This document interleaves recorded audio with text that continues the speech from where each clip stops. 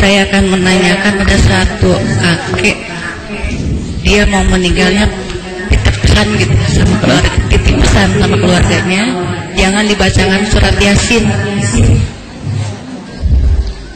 Gimana itu ya? Yang saya maksa baca Yasin, apa saya dosa dan tidak? Nah setelah itu dia memang sudah mewakafkan tanah untuk masjid, tapi dia udah mau detik-detik ini diambil lagi gitu. Gimana Pak ya? Dan saya saking khawatirnya, dia kan punya penyakit gula, mungkin susah banget gitu mau meninggalnya. Saya paksa, saya baca surat Yasin, setelah meninggal dia dirinya basah sekali gitu ya. Sudah meninggal sama darah ya kemarin. Assalamualaikum warahmatullahi wabarakatuh. Assalamualaikum warahmatullahi wabarakatuh. Ada orang yang wasiat untuk tidak dibacakan Yasin. Bacakan saja Yasin, semoga diampuni oleh Allah. Iqra'u Yasin ala mautakum. Ada hadis, bacakan Yasin kepada orang yang meninggal dari kalian. Ada yang mengatakan ini bukan hakikatnya setelah meninggal, sebelum meninggal dibacakan Yasin. Tapi zahirnya lafaz ini adalah setelah meninggal. Dan membacakan ayat Al-Quran bagi orang yang meninggal dunia adalah boleh-boleh saja disepakati oleh ulama. Dan tidak ada satu ulama pun dari dahulu yang melarang pembacaan ayat Al-Quran, khususnya Yasin, bagi orang yang meninggal dunia. Memang ada di akhir zaman, ya namanya zaman akhir, zaman rusak. Ada orang mengatakan haram bacain Yasin bagi orang yang meninggal dunia. Haramnya dari mana Ustaz? Ada dalilnya, karena Nabi Muhammad tidak pernah memerintahkan. Innalillah. Kita disuruh membaca Al-Quran kapan saja dan di mana saja. Dan sepakat ulama bahwasanya kalau kita membaca Al-Quran kemudian pahalanya kita kirimkan kepada orang yang meninggal, itu nyampe disepakati oleh ulama dari mazhab Imam Ahmad, mazhab Malik, mazhab Imam Abu Hanifah, termasuk mazhab Imam Syafi'i sendiri.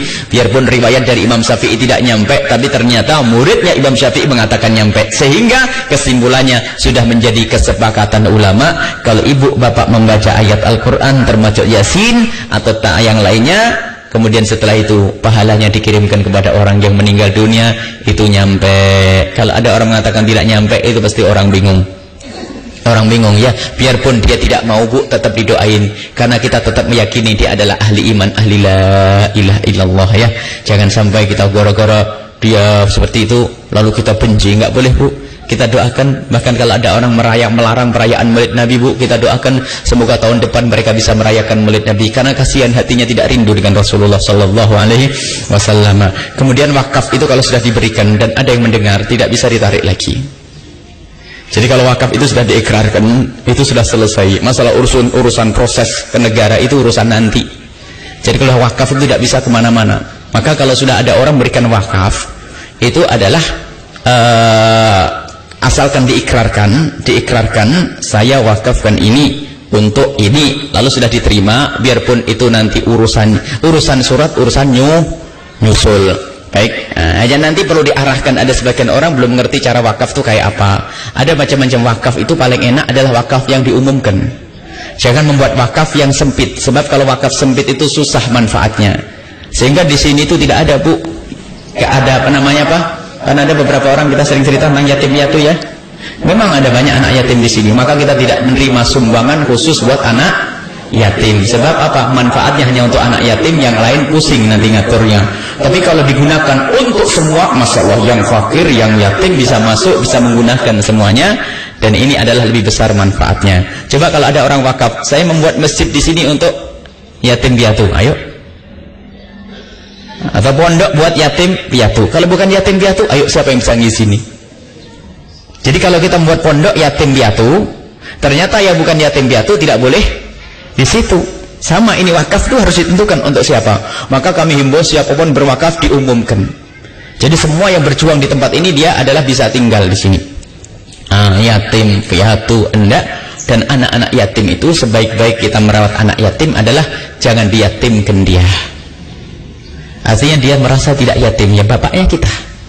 Jangan diyatimkan itu. Justru kadang-kadang kita yatimkan itu untuk cari sumbangan dana. Ini ustadznya yang tidak ikhlas. Anak yatim.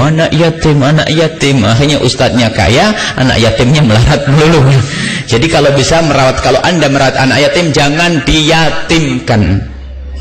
Karena maksud kafalah itu ada kafalah rohiyah dan jasadiyah. Bukan saja urusan makan, tapi Anda menjadi bapaknya dia, itu loh. Jadi jangan, ini makna Anda ya jadi tumpuan buat dia. Itu hakikat. Nabi Muhammad bukan anak bapak, bukan bapaknya anak yatim, tapi Abul Aitam, bapaknya orang yatim. Jadi saya merasa ada seorang yatim, dia menangis suatu ketika di hari raya. Kenapa engkau menangis? Karena teman-temanku pada punya bapak, aku tidak punya bapak. Aku jadi bapakmu. Oh, siapa yang tidak senang kalau aku jadi bapaknya? Langsung senang, engkau menjadi bapakku. Abul Aitam, lihat. Jadi tidak diyatimkan saat itu. Ini barangkali kami himbau kepada siapapun, kalau ingin rawai anak yatim, jangan diyatim-yatimkan. Kalau diyatimkan ya boleh saja, memang dia yatim kok. Akan tapi lebih mulia jika tidak terlihat. Sehingga ada, termasuk guru kami Habib Hasan Bahrun, waktu itu memang ada anak yatim di dalam pondok, tapi nggak ada tahu siapa yang yatim. Memang ada yatim masuk gratis, tapi nggak ada yang tahu ini yatim nggak yatim. Bahkan sampai bertahun-tahun kita berteman dengan dia, nggak tahu kalau bapaknya nggak ada. Jadi dia tidak merasa terpukul terus yatim. Jadi kadang-kadang merasa risih, aku dikasihani karena aku tidak punya bapak. Nah ini ada jadi masalah kadang. Ini diantaranya. Kita ngomong apa tadi, masalah apa? Jadi kalau pengen wakaf selesai, tidak bisa ditarik lagi akhirnya. Cuman permasalahannya kadang-kadang orang itu kan tidak semuanya sama, ahli waris kadang-kadang Masya Allah. Sehingga kalau ada wakaf itu segera dihitam putih, hitam di atas putih, agar segera beres. Karena apa? Itu justru yang abadi. Kalau ibu tahu, seandainya bapak itu tidak tergoda untuk menarik, ketahuilah hidupnya bapak itu enak. Akan tapi ketahuilah penarikannya itu adalah tidak sah kalau memang pernah diwakafkan dan jelas penarikannya tidak sah. Jangan dituruti wasiatnya, bacakan Yasin buat dia, dan wakafnya terus jalankan agar dia mendapatkan pahala. Kalau sampai wakaf ini kita tarik, dosanya benar-benar limpah ke dia. Hah? Waduh, ya ini Masya Allah, dibagi-bagikan lagi sama dia. Sudah bikin masjidnya diambil lagi sama masyarakat, digantikan bapak itu. Kasihan bapak itu, harus kita banyak doakan dia. Masa diwakafkan diminta? Subhanallah, diampuni, semoga diampuni Allah, karena dia diiris sakit. Kita tidak boleh suudzon dengan orang yang meninggal dunia. Mungkin ya ada dosa, Allah akan mengampuni dosanya, maka dikasih sakit semacam itu, dan sekarang sudah nikmat di alam barzah. Tapi ingat, kalau sudah wakaf jangan, Masya Allah. Makanya wakaf itu hati-hati. Sampai saya itu pelit bu di sini bu. Ada beberapa orang itu mau ngambil kayu bekas potongan kayu pondok. Mau ngambil kayu, anak bilang stop, jangan. Anak bilang sama anak, dilarang kayu di sini diambil oleh siapapun, termasuk rongsok pun jangan ada orang lain masuk mengambil rongsok seenaknya, karena ini adalah miliknya pondok. Kalau ada orang butuh kayu, nanti laporan saja, saya bisa ngomong kepada orang, kalau saya punya duit saya belikan kayu yang bersih dari tempat lain, atau saya minta tolong kepada orang di kampung yang punya kayu, kasihkan kayu. Tapi kalau pondok tidak, saya pelit urusan pondok. Makanya pemulung jangan masuk, ini semuanya jangan masuk, tidak boleh. Semua yang ada di pondok adalah untuk kepentingan pondok. Kalau ada bekas kayu-kayu, kalau untuk bakar di dapur, dibakar untuk anak pondok, boleh. Tapi kalau sudah dibawa keluar, tidak boleh. Pelit bu saya itu kalau urusan begitu ya. Nah, ini karena ini amanat, saya paling berat kalau begini. Jadi saya marah, kayu aja kalau enggak, biarpun itu pagar rusak, tapi pasti bisa digunakan untuk kepentingan pondok. Kalau butuh nanti insya Allah adalah, kalau butuh kayu bakar. Nah, habis ini mungkin jadi jamaah perlu kayu bakar, laporan saya nanti. Tapi tidak boleh bawa barang pondok. Kalau pondok haram wakaf. Quran yang diwakafkan di masjid tidak boleh dibaca di luar. Ya Allah. Makanya kalau mewakafkan Quran sekalipun adalah untuk kepentingan anak pondok atau semua yang berada di pondok ini. Ya, ini baru. Jadi bisa dibawa ke sana, bawa ke sini. Makanya karpet untuk masjid, kalau memang itu dikhususkan masjid, tidak boleh bawa kemana-mana. Ini amanatnya orang yang menanggung, namanya apa? Orang yang bertanggung jawab dosa. Kadang-kadang DKM khair, baik sekali, duit dipinjamkan sana, karpetnya buat acara pengantenan, acara dangdutan, kadang-kadang wah problem ini Masya Allah.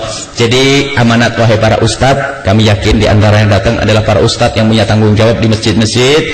Urusan wakaf itu amanat di hadapan Allah Subhanahu wa ta'ala.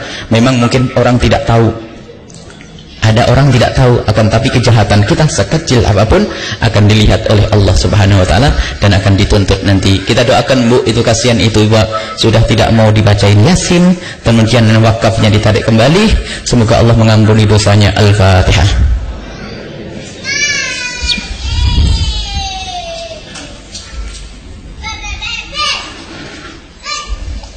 Dan kita doakan semua orang-orang yang berbuat baik kayak begitu. Mungkin itu hanya sedikit kepleset doanya. Jadi semua yang bu para bapak ibu, kalau ada orang begitu, orang wakaf kayak begitu, orang berbuat baik, itu hanya perlu didoakan. Mereka nggak perlu balasan dunia. Sehingga pengurus masjid, kalau anda pengurus masjid, ini banyak pengurus masjid yang sering dilupakan oleh pengurus masjid, pengurus pesantren, pengurus pondok adalah apa? Doakan orang yang pernah berbuat baik agar diberi keikhlasan. Kadang hanya bisa berbangga, alhamdulillah masjid itu waktu kepanitiaan kita yang membentuk ini cepat selesai ya, setahun, dulu 3 tahun nggak beres-beres, gara-gara setahun kita nih. Padahal nyumbang kan bukan dia, orang lain yang nyumbang, tapi tidak pernah doain orang lain, itu musibah. Berarti kita tuh masuk bab sombong. Kalau memang anda benar-benar berjuang di masjid, kalau anda tidak bisa memberi, akan tapi anda hanya jadi panitia, bukan anda. Biarpun yang meletakkan satu bata merah itu doakan, lintaskan dalam doa, ya Allah angkat derajatnya, ampuni.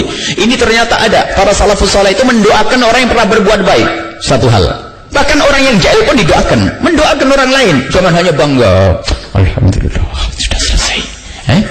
Pengurus masjid pernah tidak mendoakan orang yang pernah menyumbang di masjid kita? Ini pertanyaan bagi pengurus masjid ini. Kadang-kadang iya lupa karena masjidnya sudah jadi. Masya Allah.